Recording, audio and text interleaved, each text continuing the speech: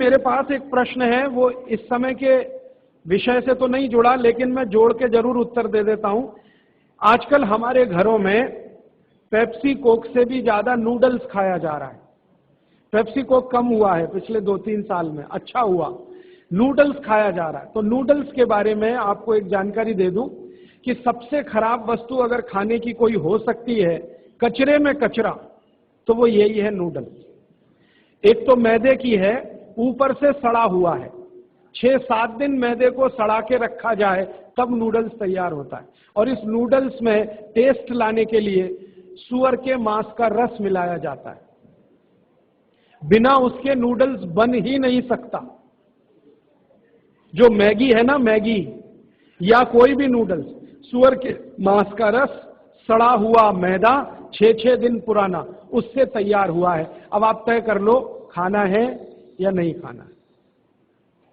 एक प्रश्न है होती है, तो ये भी इनके क्वालिटी का बहुत बड़ा भ्रम है। लोगों को बहुत बड़ा भ्रम ये हो गया है कि विदेशी कंपनियों के माल में क्वालिटी ज्यादा है, इसलिए लोग उसे खरीदते हैं। मैं आपको कई विदेशी कंपनियों के माल की केमिकल एनालिसिस रिपोर्ट प्रस्तुत कर सकता हूं, जो हमने लेबोरेटरी चेक कराया, कोई क्वालिटी नहीं है उनके माल।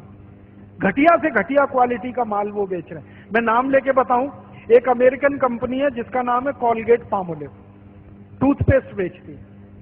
मैं लोगों से बहुत बार पूछता हूं, आप कॉलगेट का टूथपेस्ट क्यों करते हैं? तो सब एक ही स्वर में कहते हैं इसमें क्वालिटी है।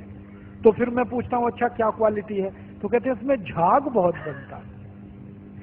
तो फिर मैं कहता हूं झाग तो रिन में भी बनता है, एरियल में भी बनता है, झाग तो शेविंग क्रीम में सबसे ज्यादा बनता है। तो शेविंग क्रीम से ही दांत साफ कर लिया करो अगर झाग ही चाहिए तुम्हें। ये पढ़े लिखे मूर्खों के उत्तर हैं। बिना पढ़ा लिखा आदमी ऐसा उत्तर नहीं देगा। जो एजुकेटेड इडियट है वो इस तरह का। और ये उत्तर मुझे पता है कहां मिला? दिल्ली यूनिवर्सिटी में मैं एक लेक्चर कर रहा था डिपार्टमेंट ऑफ मैथमेटिक्स में। वहां के एक प्रोफेसर ने उत्तर दिया, किसी कॉलगेट में बहुत अच्छी क्वालिटी है, झाग बहुत बनता है। तो मैंने कहा प्रोफेसर साहब, आप डेंटल क्रीम से दांत क्यों नहीं साफ कर लेते? शेविंग क्रीम से दांत क्यों नहीं साफ कर लेते? एरियल से दांत क्यों नहीं साफ कर लेते? सबसे ज्यादा झाग तो उसी में बनता है। तो एकदम चुप प्रोफेसर। फिर उसने मुझे कहा अच्छा आप ही बताइए क्वालिटी क्या होती है?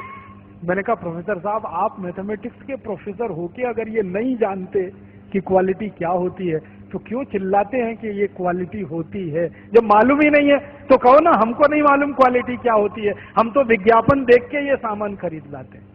मैंने उनको समझाया कि कॉलगेट टूथपेस्ट बनता किस चीज से है, उसकी क्वालिटी क्या है, ये समझने की बात है। तो उनका हाँ बताइए। तो मैंने उनको बताया, वो मैथमेटिक्स के थे, थोड़ा केमिस्ट्री भी जानते थे। केमिस्ट्री में एक केमिकल होता है, उसका नाम है सोडियम लॉरेल सल्फेट, उससे कॉलगेट बनता है। क्योंकि सोडियम लॉरेल सल्फेट डाले बिना किसी भी टूथपेस्ट में झाग पैदा नहीं हो सकता। और सोडियम लॉरेल सल्फेट का आप देख लीजिए, आप में से थोड़े भी केमिस्ट्री पढ़े हुए लोग हैं तो केमिस्ट्री की डिक्शनरी में सोडियम लॉरेल सल्फेट देखिए, उसके सामने लिखा हुआ है पॉइजन, जहर है। 0.05 मिलीग्राम मात्रा में शरीर में चला जाए तो कैंसर कर देता है। और वो कॉलगेट में भरपूर मात्रा में मिलाया जाता है।